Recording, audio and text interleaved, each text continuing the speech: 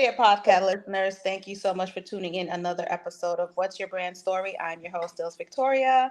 As always, you're listening to the podcast. You're very much alive. So, as always, I say be grateful for all of the things. Your heartbeat, which is the most amazing gift that we were given among all the other talents and gifts that you had. You have. So, I have an amazing guest on the show. She is one of my besties, amazing human being. We met each other for the first time. Fun fact, we met each other for the first time of March, April of this year in New York. And it was good to see her in person after how many years? I think it's been like 3 to 4 years that we've been Hmm. friends and knowing each other. And so it's really good to connect in person and hugs and smiles and kisses and all the good stuff. So I wanted to bring on my podcast Rachel Lohiya. She is an Analyze by Design expert. Well, that's the name of her business. She's a business analyst and facilitator. She does amazing things. I had the opportunity to experience her in real time last week. So I just wanted to bring her on the podcast to talk about what she does, how she does what she does, and all the amazing magic that she makes. So thank you, Rachel, for coming on What's Your Brand Story podcast. How are you today? I'm good. Thank you for having me. Of I'm very course. excited to be here. Of course. So, can you tell everyone who you are and exactly what you do in Rachel style? So my name is Rachel Lohiya. I am founder and business analyst of Analyze by Design, where I help small businesses make sense of all that crummy Excel sheets, data that comes in, and really make sense of it by putting it into more of a beautified story. So that way you can really determine what the next steps are. Because most business owners, they have 99 different ideas. They can't focus on one because there's so much going on in the head. They're up all night and everything.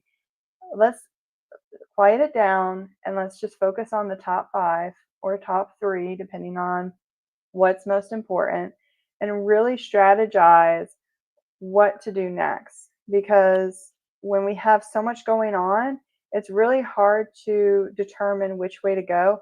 And if you're intuitive, like myself, fun fact, I'm also a Reiki master.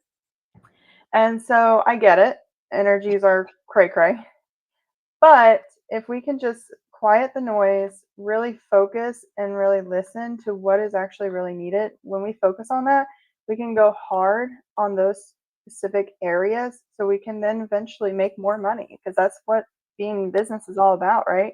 Building relationships and ultimately surviving off of that on your income and flourishing. Absolutely. That was a mouthful. Well said. Hallelujah. Let the church say amen. People in the back, y'all heard it? Okay, cool. People in the back heard you. So, what got you started in this area of life, I should say? Like, what was that experience for you? Where were you when this happened? When you were like, oh, "This is what I'm supposed to be doing." So I've actually sneakily been working with data for the past 6 to 10 years. Hmm. Um, I have been, event coordinator, presidents of different clubs, sat on nonprofit boards, analyzed data in the healthcare system for the past 10 years. And it wasn't until I became a supervisor of the phlebotomy department Hmm. where I had to do a lot more analytics, and it was very apparent that it was analytics. My undergrad is in IT informations Hmm. management and operations management. So I've always been an operations specialist. Anybody that has like workflow issues, they've always come to me to try to figure out what's going on, what's going wrong, and how can we fix it. Hmm. From there, as I was going through my role and contemplating my MBA in business analytics, I found out that I actually do have a love for data, and I finally understood what it actually meant. So I decided to go back for my MBA, and I'm halfway through, and I decided I don't want to go back to corporate. So I was like, you know what? I'm just going to create my own position and create my own businesses and help small businesses who don't necessarily have that big data department, Hmm. because they just need it just as much as Fortune 500 companies do. Everybody needs to know their numbers. And I have a passion for startups, small businesses, and those that are growing and potentially growing into the millions. Mm, I love that. I love, love, love, love it. So, what do you experience when you're working on data or working with a client? Like, what does it do for you? It actually brings me a lot of joy. Mm-hmm. So prior to back in, I want to say, and it's going to make me seem like a baby. Uh, Back in 2018, I was in my early 20s. I'm 30 now. That's what I'm saying. Like, Copy. um, Tell me something when you're 47. Tell me something then. I know, that's what I'm saying. I had an experience where I was the president of the Human Services Club, and I was exiting, and I was sitting with the board members. I called it coffee with the president. It was something corny like that. And we all just kind of sat around the table where the club has been, where the club is currently, and where they want to focus the club to go. Mm-hmm.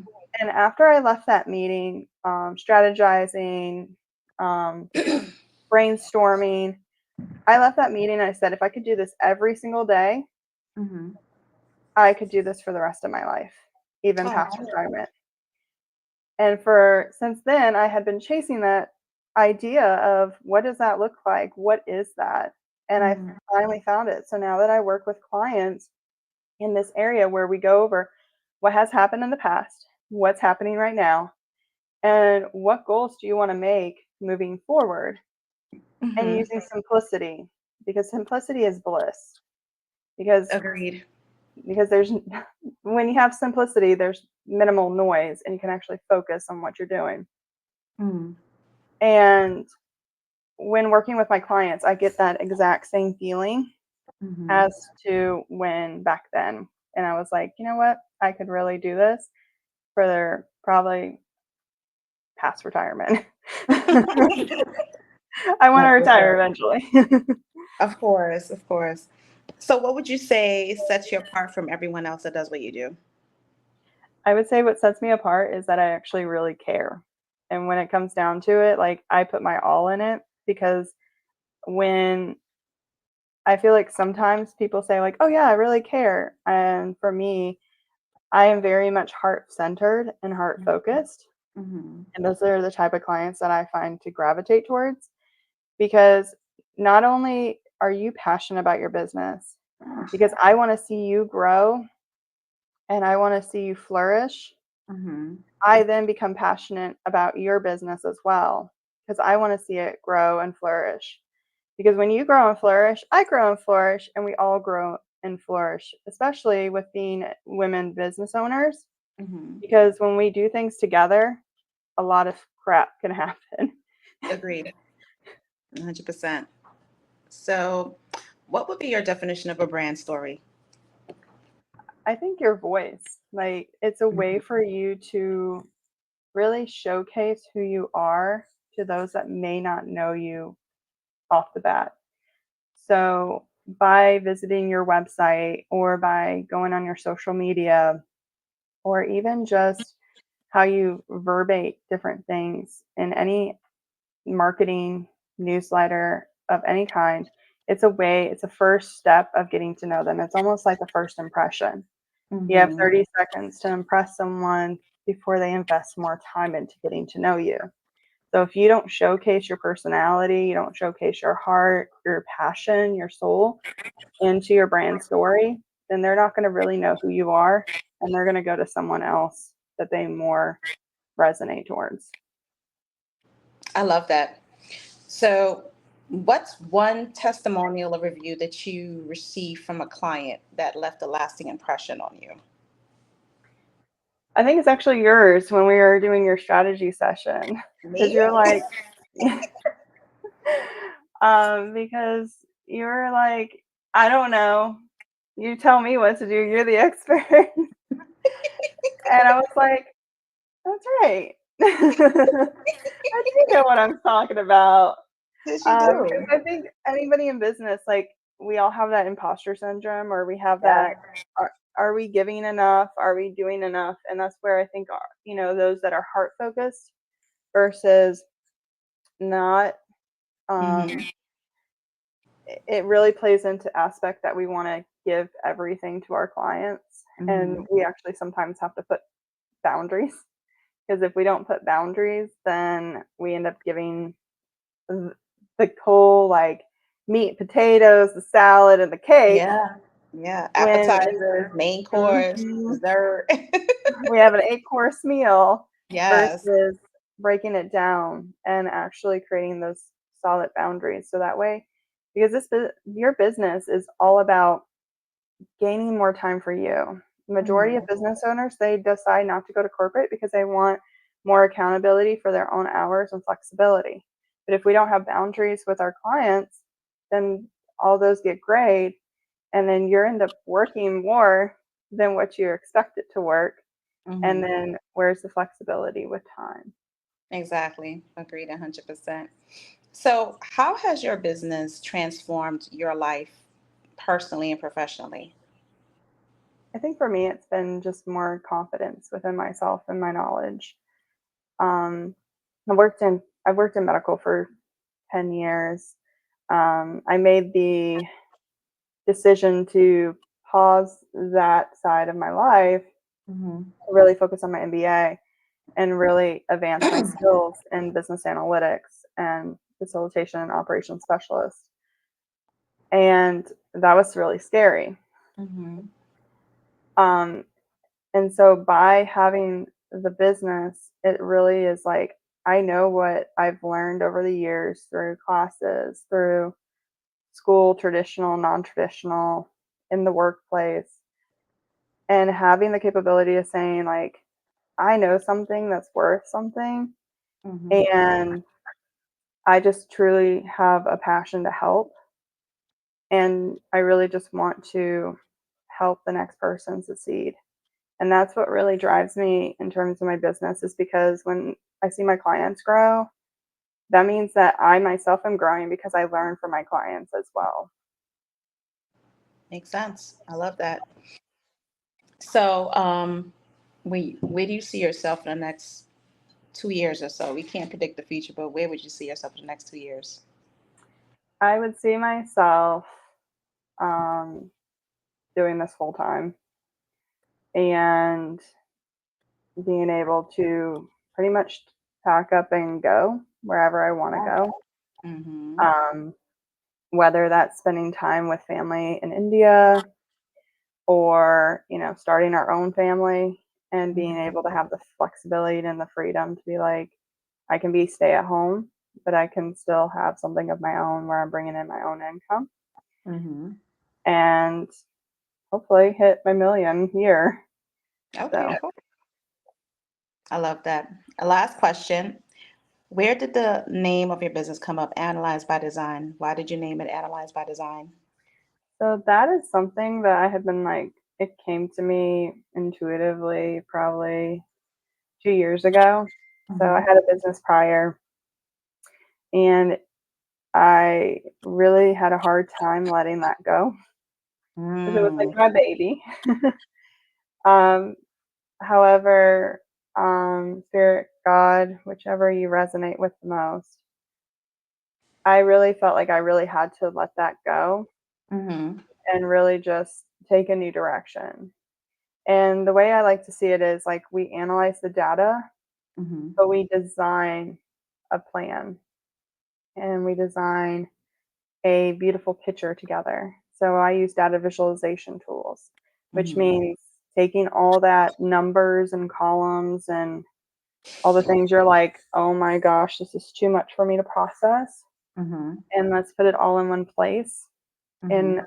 a form of graphs, charts, tables, whatever helps really chew and digest what you're actually looking at versus Mhm. just a bunch of numbers in a cell. So Yeah, analyze the by things that I design. don't like, the things that I can't do, that, that's you. I could be podcasting and brand storytelling and making jewelry all day long. And yeah. So y'all need to hire Rachel. I'm just saying because all she said everything that was need to be said just now, just in one thing right there. So if you was to say anything to an individual who's wanting to do entrepreneurship or an aspiring entrepreneur, what will be your advice to them?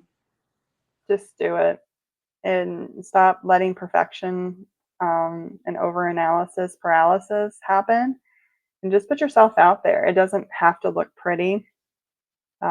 Personally, I'm still getting my back end all squared away, and just really put yourself out there. You know more than you feel like you know, Mhm. and you have a lot of value just being you, gathering your own life experiences and what you've learned, that all can come together and create something so beautiful that's unique to you. Beautiful, beautiful. So, can you tell everyone where they can find you, connect with you, work with you, hire you, all the good stuff? Yeah, so my website is analyzebydesign.com. I am actively have slots open for clients. So book a discovery call. We can get to know one another, and I can learn about your lovely business. You can also find me on Instagram at Analyze by Design and TikTok. Though I have not posted much, it is there to connect. Or get a hold of me at hello@analyzebydesign.com. Awesome, awesome. Well, thank you so much, Rachel. I appreciate you being here and for all the little nuggets that you dropped just now. And podcast listeners, connect with Rachel. Catch the replay if you can. Get a notebook and a pen. She dropped a lot of gems. Mhm. Connect with her. She really knows what she's doing because I had my business health assessment with her, and it was great. It shed a light on a lot of things I need to be doing in my own business and as business owners, entrepreneurs. We must be in an energy of always wanting to elevate and learn new things and gain a little bit more wisdom and knowledge and not just be stuck in our ways. We have to definitely be uncomfortable and step outside of comfort zones. And this is one thing that I feel like you're good at, helping people step outside their comfort zone when it comes to the back end of the business and what that can look Mhm. like so it could match the front end. So appreciate that. So thank you guys. Till next time, another episode of What's Your Brand Story. I'm your host, Still Victoria. And again, like I always say, be grateful for everything right now in real time. The little things matter much as the big things. And don't look to what's taking place tomorrow, the next day. Try to be present today because you'll learn so much about yourself when you're being present today. So, yeah, another podcast episode. Talk to you guys soon. Have an amazing day. Later. Bye.